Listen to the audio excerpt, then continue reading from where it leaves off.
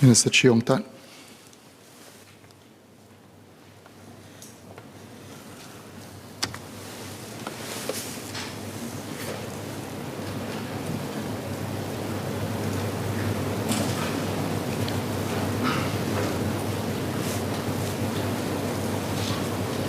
Mr. Speaker, the Labour movement welcomes the pro-worker, inclusive and forward-looking budget by Minister Lawrence Wong.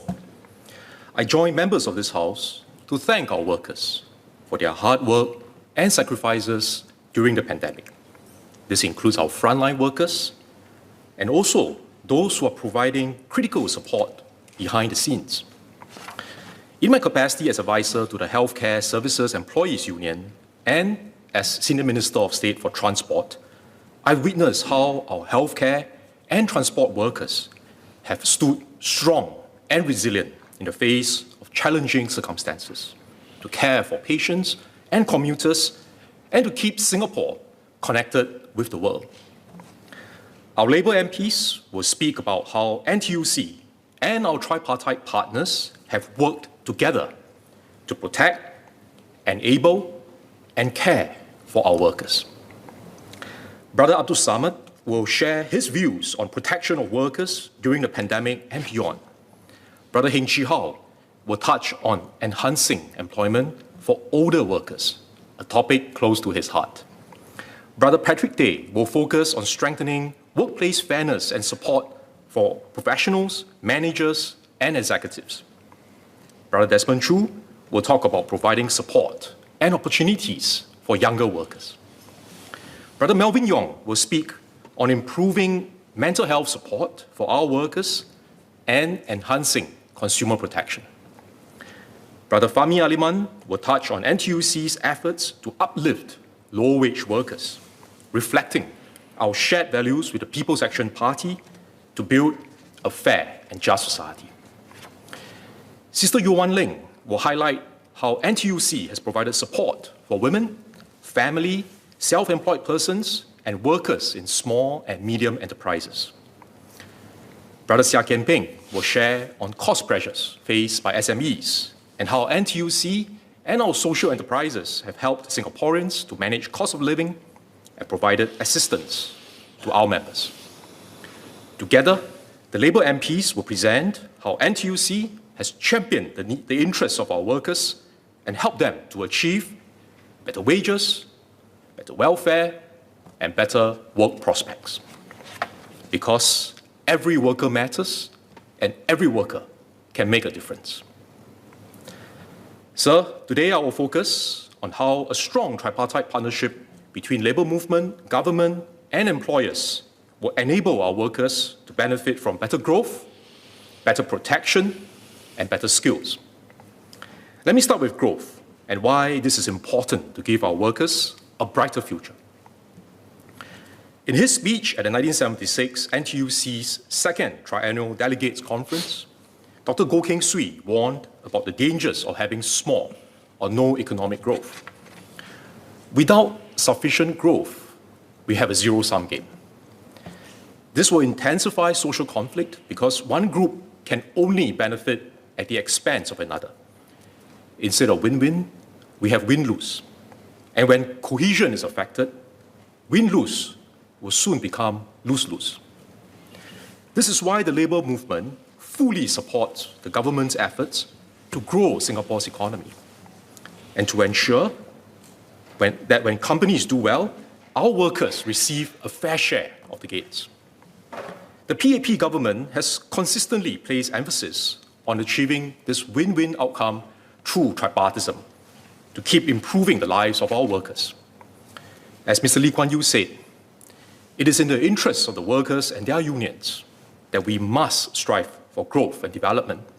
In other words, growth is meaningless unless it is shared by the workers. Unquote.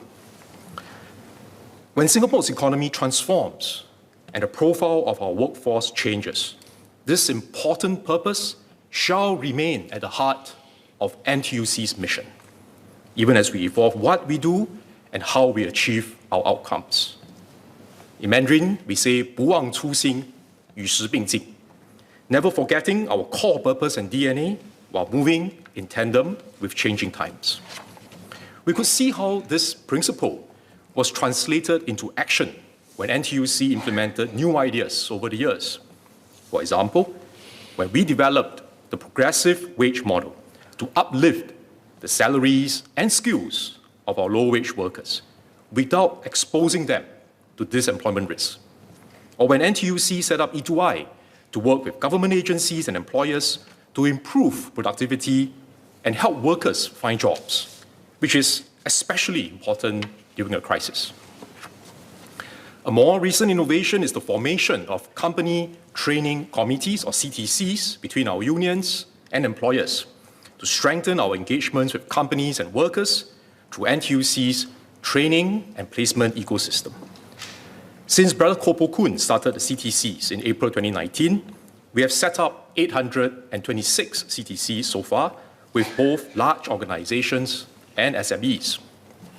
Our ecosystem brings together a comprehensive package of training and placement services provided by E2I, NTUC Learning Hub, Ong Teng Cheong Labour Leadership Institute, and NTUC's Industry Training and Transformation Team. Compared to an entity which does only training or only job matching, we provide companies and workers with a wider range of integrated services. Our union leaders will mobilize workers to actively upskill themselves and support the company's transformation plans.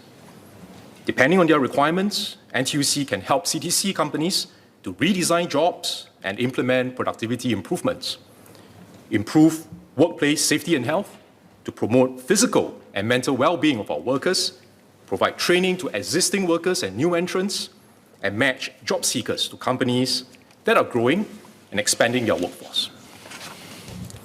We also have strong support from government agencies and employers, which makes a powerful combination for driving enterprise and workforce transformation through CTC as a collaboration platform. I'm happy that Ms. Janet Ang, Mr. Chong Ki-hyong, and Mr. Sharul Taha have expressed support for setting up CTCs.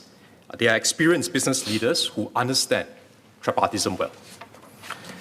The labour movement would also like to thank the government for agreeing to our proposal to provide NTUC with $100 million to scale up our CTCs.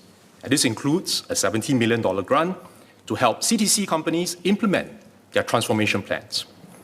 This will give NTUC additional resources to work with our CTC companies and co-fund their proposals to raise productivity, redesign jobs, upskill workers, and improve work prospects. By helping every worker to become a better worker through training, making every job a better job through job redesign, and then matching the better workers to the better jobs through effective job placement. Cirtec Engineering is a local SME that provides precision and plastic engineering services. The managing director, Ms. Elise Ng, is a strong believer in training and self-improvement. She started her career as a nurse before she joined Cirtec. Through on-the-job training, she picked up new skills and learned more about its business functions. Cirtec Engineering formed a CTC with the Advanced Manufacturing Employees Union. Management and union agreed to redesign the role of machinists to robotics operators. Some of the workers were initially reluctant because they were unsure how they could adapt to the new requirements because they have been working as machinists for many years. But with support from the union and from management, the workers embarked on the transformation journey. And over time, they became more confident and more familiar with the digital tools. After its transformation, Cirtec Engineering has more than doubled its revenue, and it is expanding its operations to take on more contracts. The growth benefited the workers too, as they received significant wage increases. It is a win-win outcome that we want to scale up and achieve together with other CTC companies. NTUC will go beyond our original target of forming 1,000 CTCs by this year to achieve a more ambitious goal of having at least 2,500 CTCs by 2025. We will make good use of the $30 million funding from government to expand our team of industry training officers and enlarge our network of CTCs to benefit more workers and more companies. I will now talk about protection for our workers, and I'll focus on two areas. First, how NTUC can uplift vulnerable workers, including ex-offenders, as well as persons with special needs and disabilities through skills upgrading and job placement. Second, why the labour movement firmly supports the government's policy for Singapore to remain open to international trade, investments, and foreign workers. Because we know that our workers can have better wages and better work prospects when our economy is open and connected with the world, and when we allow employers to have a complementary mix of local and foreign workers to grow their business in Singapore.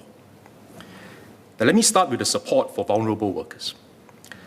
I visited Agape Connecting People, a social enterprise that helps individuals turn their lives around through skills upgrading and job placement. The beneficiaries include people who are physically or visually challenged, single mothers, and ex-offenders, with the last group forming the majority of their clients. One of its co-founders, Mr. Anil David, is an ex-offender himself. He founded Agape Connecting People to help other vulnerable workers by equipping them with job-ready skills. He and his team have helped more than 800 vulnerable workers to find jobs. And just as important, to discover their sense of purpose, their sense of dignity, and their sense of self-worth. One beneficiary is Ms. Nor Madia Lim, who was born without hands and legs. When Nor approached Agape Connecting People for help, the company trained and appointed her as one of its contact center agents. She has been in this job now for the past 3 years and continually hones her skills to manage calls, emails, and live chats. Nor went on to handle a national care hotline and earn her diploma, which was one of the goals she set to achieve. Her other goal was to own a HDB flat, which she has also achieved. Well done, Nor. Your resilience, determination, and positive attitude are a source of inspiration. NTUC and E2I have been partnering social enterprises and agencies like Agape Connecting People, Yellow Ribbon, Singapore Prison Service, and SG Enable to help our fellow Singaporean workers like Nor and many others.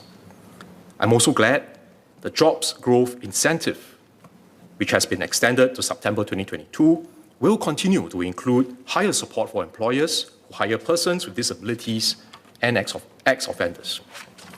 Together with our partners, NTUC will expand our services to help even more vulnerable workers through training and job placement.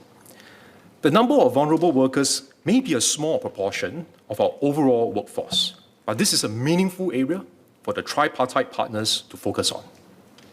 Last evening, Mr. Sean Huang spoke passionately about how he and his colleagues have worked with Ms. Denise Phua to help a group of vulnerable workers find meaningful employment.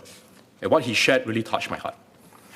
To build a more caring and inclusive society, we must do our best to leave no one behind. Sir, another way to benefit our local workers is to keep Singapore open and connected with the world, so that our companies can grow their business operations and create good jobs for Singaporeans. I agree with Mr. Edward Chia that Singaporean workers are capable, but there are not enough of us. Minister Ong Ye Kung made the same point during an earlier debate in this House. We believe a balanced and complementary approach is better for our local workers, instead of rejecting free trade agreements and turning away foreigners and foreign investments. We understand the concerns of local workers regarding competition from foreigners. NTUC will do our best to protect the rice bowls of our workers and champion fair employment practices for locals. However, we know this alone is not sufficient. Having an empty rice bowl does not help our workers. They cannot eat the bowl. To enable our workers to have better jobs and better lives, we must also protect our rice fields and ensure that the fields are productive and can yield bountiful harvests year after year. Then our workers and their families, their rice bowls will be filled with rice. This is why NTUC works closely with employers and the government to grow Singapore's economy, attract more investments, and create more good jobs for our people. As Minister Wong said in the budget statement, by combining local and foreign professionals, we formed the teams in Singapore to create value together. This gives us that extra advantage to excel amidst intense global competition and to create many good jobs and career choices for Singaporeans, unquote. So to be clear, there are some employers who do not practice fair hiring and do not invest enough in developing their Singaporean core. They are the minority among employers, but their behaviors have created a negative impact on the lived experiences of our workers and their families. NTUC supports the government's moves to differentiate the inflow of foreigners to offer better protection for Singaporean workers and to take firm enforcement action against errant employers to send a clear message. However, we must not react to the small number of black sheep employers by implementing overly tight foreign manpower measures that will hurt our businesses, or worse, by stirring anti-foreigner sentiments amongst our population. Such moves are detrimental to Singapore and Singaporeans as they damage our international standing, erode cohesion in our society, and lead to job losses for our workers. Instead, a key part of our response must focus on working with employers and HR managers through tripartism to improve workplace practices for local workers, strengthen the emphasis on developing local talent, and invest in building a strong Singaporean core. Last year, I suggested at an event with business and HR leaders that the government should sharpen the differentiation in how we treat employers with good HR practices and strong relationships with the unions versus those with poor HR records and do not put in effort to develop their local workforce. A differentiated approach is also fairer to good employers who have invested resources in building a strong Singaporean core and develop positive relations with the labour movement. These companies add value to their workers and to the community, and we should recognise their contributions in tangible ways. For example, by giving them a competitive advantage over their peers, including in areas such as government projects, grants, and work pass applications. One example is Dinata Singapore, which has been badly affected by the pandemic as their main business is ground handling, cargo, and catering services to the aviation industry. After they formed a CTC with NTUC and completed their operation and technology roadmap in 2020, the company started offering food services to local business and retail customers. They also invested in upskilling their workforce to support the transformation and to prepare for the recovery in the aviation sector. 115 employees have taken on expanded job roles in air service management, passenger services, load control, and cargo services. I met 3 of their staff during my visit, Ms. Gamit Kaur, Mr. Abdul Faisal, and Ms. Ferry Charisma. Gamit and Faisal are locals, while Ferry came from the Philippines. They shared with me their challenges during the pandemic and their upskilling journeys to become trainers in Dinata. They enjoy their new roles as it gives them great satisfaction to help their colleagues acquire new skills and knowledge. I was also happy to learn from Gamit and Faisal that they appreciate having Ferry and other foreign colleagues as co-workers because they contribute to making the team more productive. And when the company does better, everyone gets to enjoy larger bonuses and higher salary increments. Dinata's examples show that if we can work with companies through our tripartite partnership and the CTC platform to create good jobs for locals and develop a strong Singaporean core, it will help to provide sufficient protection and assurance to our people, which will in turn allow Singapore to remain open and connected with the world. This brings me to the third and final area, skills upgrading for our workers. The labour movement believes that a good job is the best welfare for our workers.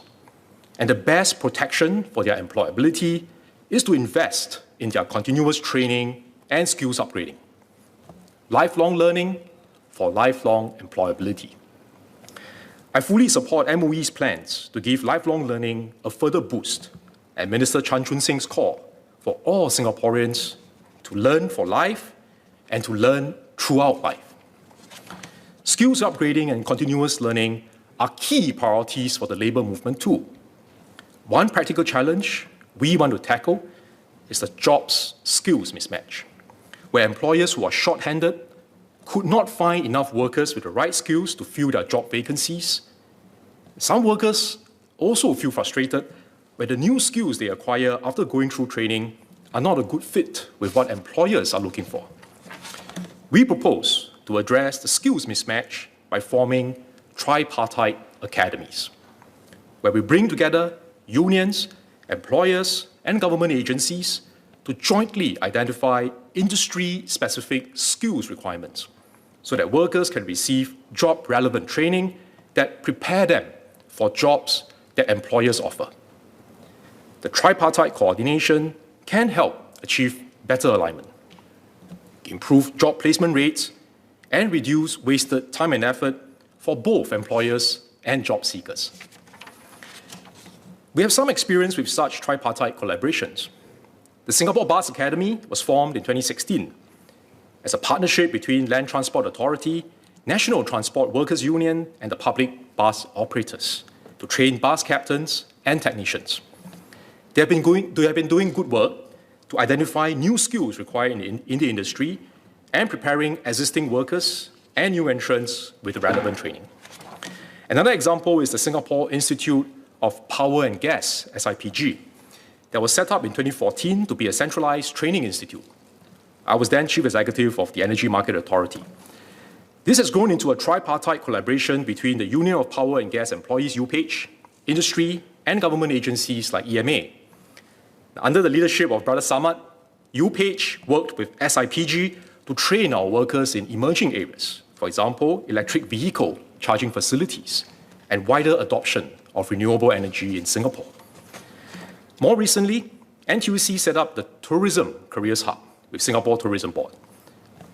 We also brought in Workforce Singapore, E2I, and the industry associations to help employers and workers from the tourism sector. The tourism sector has gone through a difficult period during the pandemic, but it is slowly recovering, and I'm confident it will bounce back. Tourism Careers Hub will provide customized training courses focusing on skill sets that employers require, including traditional areas such as safety, security, and customer service, as well as emerging areas such as digital skills and knowledge in ecotourism. Dedicated career coaches will advise new entrants and existing workers on the training they need to take on higher-level jobs in the industry. Tourism Careers Hub will also facilitate placement of workers within the industry to help employers who are facing manpower shortages. Besides tourism, the labour movement is discussing with employers and government agencies to explore setting up tripartite academies in sectors such as advanced manufacturing, retail, logistics, security, healthcare, and maritime. We plan to start with these and grow the sectors over time. The tripartite academies will serve as collaboration platforms at the sectorial level to complement our network of CTCs, which are collaboration platforms at the enterprise level. Both platforms are important because they support the larger national objective of transforming Singapore's economy by building stronger enterprise and workforce capabilities, which will in turn provide better jobs and better wages for our workers. Mr. Speaker, please allow me to continue in Mandarin before I conclude in English. 议长先生，我们必须继续推动企业转型，以取得足够的经济增长，让我们的员工享有更好的薪金、更好的福利，以及更好的就业前景。保护员工的工作和利益，让他们得到公平的待遇，同时确保员工能够通过终身学习不断提升他们的技能。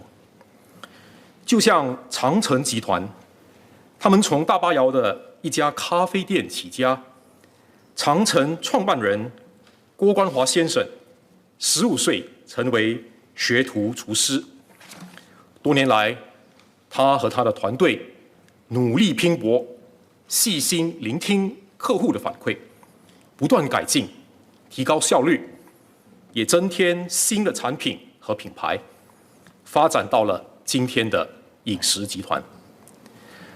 长城和食品饮料及同行业工友联合会，就是我们 NTUC 的一个工会，签署了企业培训委员会 CTC， 并一起制定员工培训、业务转型和工作重新设计等计划，为所有的员工接近1000人进行培训，提高他们的技能，让他们有更好的工作前景。长城集团也和E2I合作，提高工作效率，让员工可以身兼多职，并帮助56位低薪工友和15位年长员工提升技能，得到更高的薪金。职总会通过我们劳资政合作伙伴关系，全力支持像长城和其他本地企业，通过转型提高竞争力，为我们的工友制造更多良好的就业机会，增加他们的收入，保障他们的未来。Mr. Speaker, sir, I've spoken about the importance of growth, protection, and skills upgrading, or GPS. Now, as a navigation tool, GPS can show us how to get to our destination. But GPS cannot get us there unless we embark on the journey.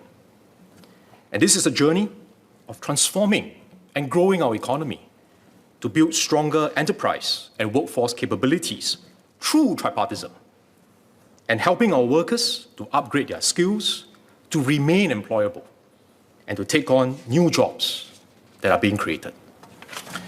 There will be obstacles and unexpected developments during this journey. Sometimes the GPS may wrongly indicate a turning, or we could discover new paths along the way. So we will need to adjust and calibrate our measures as we progress. But never lose sight of the direction we are taking and the destination we want to arrive at.